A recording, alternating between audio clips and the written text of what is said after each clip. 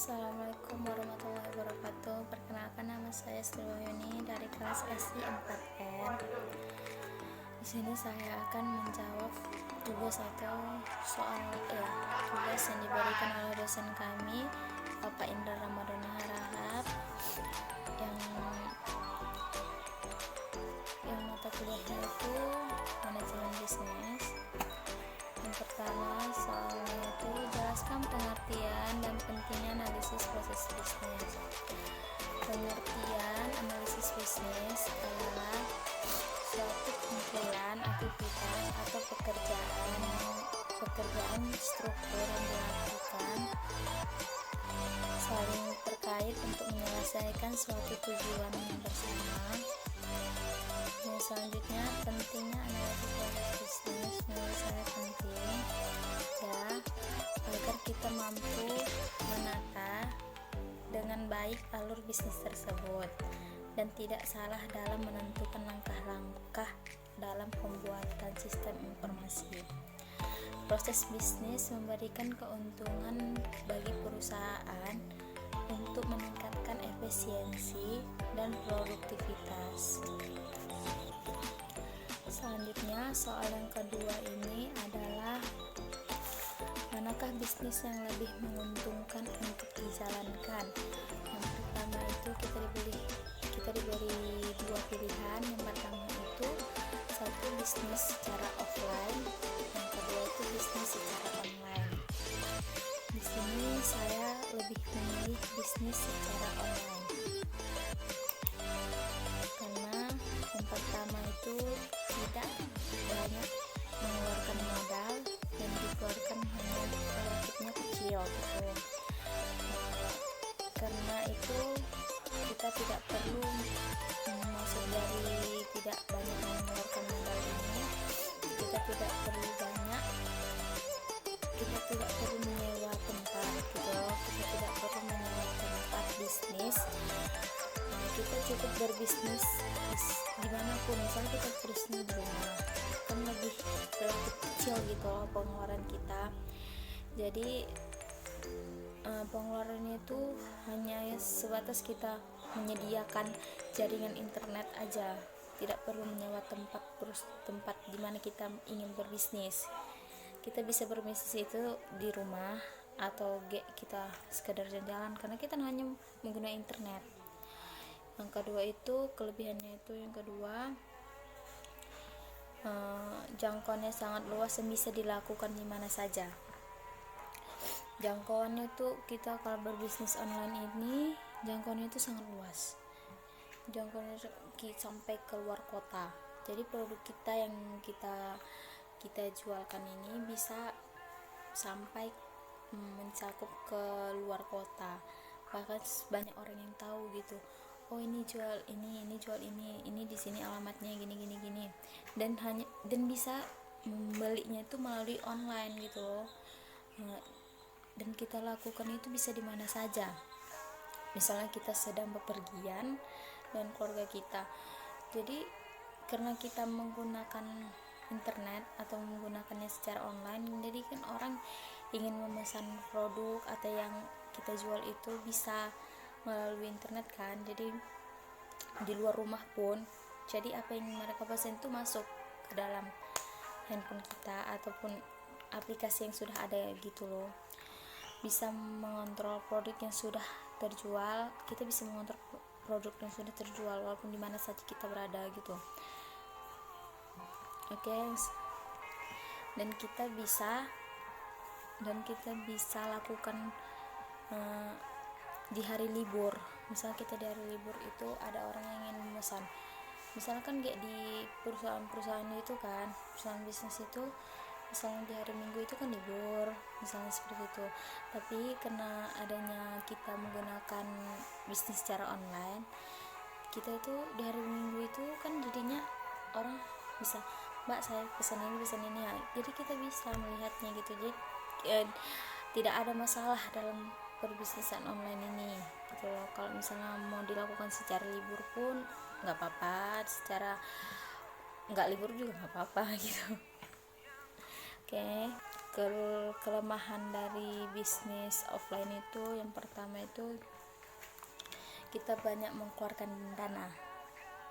Kalau kita bisnis secara online, secara offline ini kita mengeluarkan dana itu seperti misalnya kan kita menjual produk.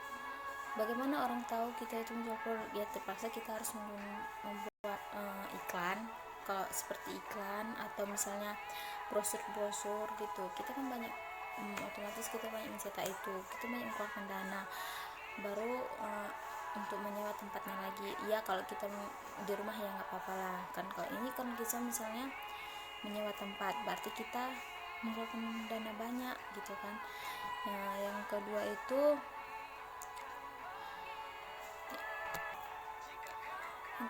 menurut saya kemungkinan penghasilannya lebih sedikit dibandingkan oleh pembisnis yang online gitulah. Karena kalau tidak, misalnya itu seperti saya bilang tadi, kita kan harus mencetak brosur supaya orang tahu banyak bahwasanya kita jual ini gitu kan. Jadi kalau di sini kita mungkin penghasilan lebih sedikit karena misalnya kita tidak mencetak brosur atau apa, jadi orang yang datang itu hanya terbatas seperti itu. Selanjutnya soal nomor 3, jika Anda memiliki bisnis yang memiliki kesamaan bidang bisnis, maka sebutkan 2 minimal cara yang akan Anda lakukan untuk mengalahkan pesaing bisnis Anda.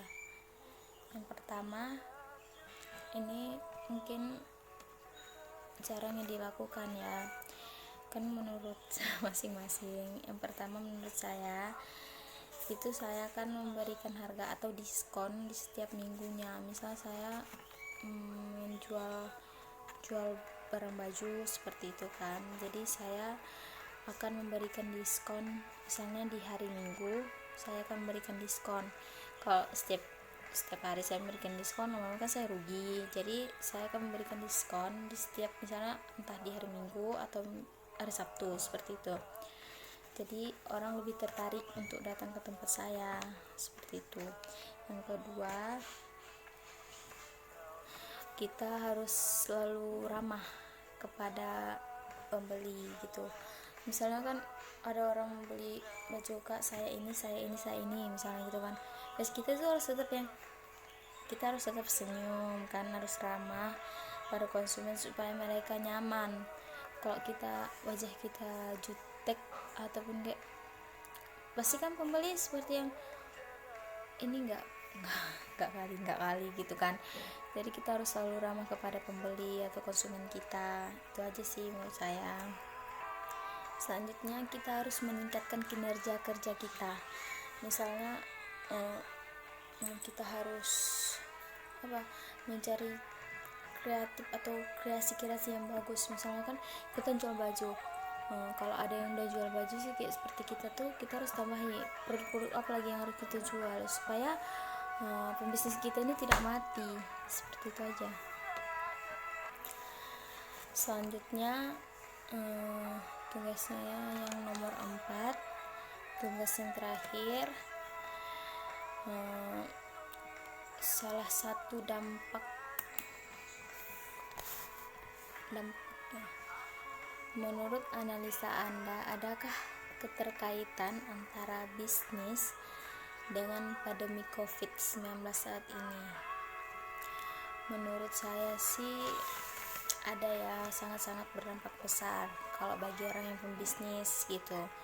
Karena saat ini di Indonesia, bahkan di negara-negara lain sedang dilanda virus yang bernama virus corona kan. Jadi mengakibatkan pembisnis ya pendapatannya itu mulai menurun kayak gitu. Seperti yang udah, misalnya ada yang di luar kota, bahkan di negara lain itu kan lockdown, tidak boleh, bahkan dilarang pun membuka misalnya toko-toko gitu, bahkan kita sendiri pun dilarang keluar gitu kan.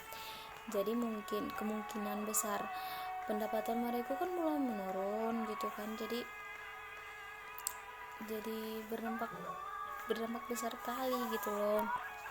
Jadi menurut saya sih karena virus ini jadi bisnis mungkin mulai menurun, pendapatan mereka mulai sedikit. Jadi menurut saya apa sih, memang berdampak besar deh, karena biasanya kita keluar gitu kan, misalnya hari Minggu kita belanja seperti ini, tapi saat ini memang kita benar-benar dilarang keluar. Berarti kan orang yang pembisnis itu kok sunyi, lama-lama mereka itu turun, pendapat mereka itu sedikit gitu loh. Jadi barang-barang yang mereka jual, seperti misalnya mereka menjual makanan, jadi expirednya bagaimana gitu kan, jadi kasihan juga. Ya menurut saya sih baiklah, yang terakhir kan tadi menurut saya itu memang berdampak sangat besar. Oke, sampai sinilah video menjawab soal sampai sinilah video saya yang diberikan tugas oleh Bapak dosen kami, Indra Ramadona. Oke, baiklah, sekian dan terima kasih video saya untuk menjawab soal dari Bapak Indra Ramadona Harahap. Semoga Bapak bisa mempertimbangkan jawaban saya. Selebih dari kurangnya saya mohon maaf. Assalamualaikum warahmatullahi wabarakatuh.